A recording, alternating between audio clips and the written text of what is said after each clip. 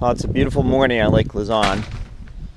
I came up and surprised my parents yesterday, and they were surprised.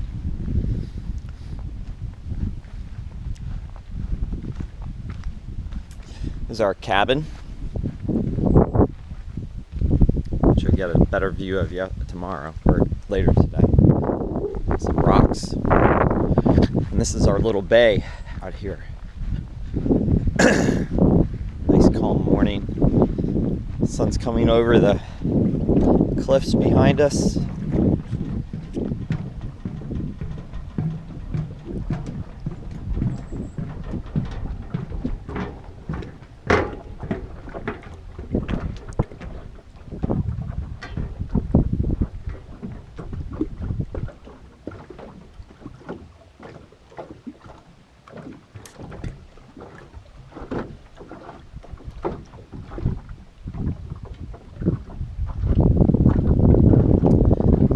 Place.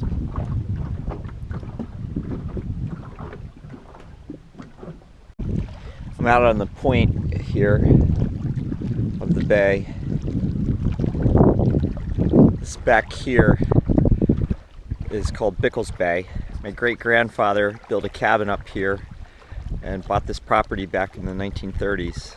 When I was a kid growing up, my grandparents would stay the summers up here. And now my parents stay the summers up here. Back in the 1930s, when my grandfather, great-grandfather, and grandfather built this place, they had to actually cut a 1-mile road from another dirt road. It's about 6 miles away from Blind River.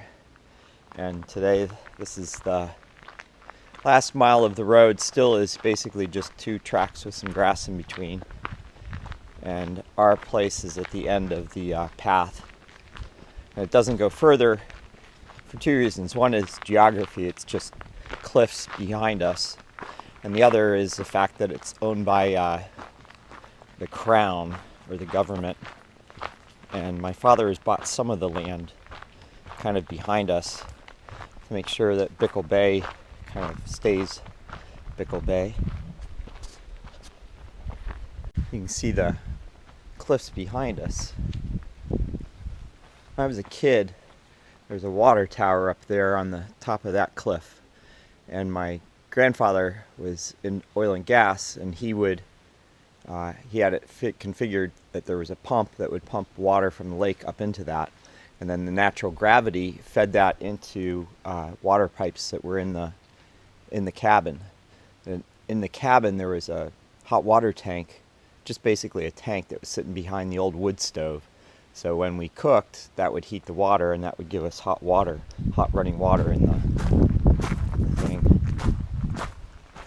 This is the old powerhouse. This is where the old pump used to be, and we used to have an electric generator when I was a kid that would provide electricity for about an hour or two in the evening, so people could read and stuff like that.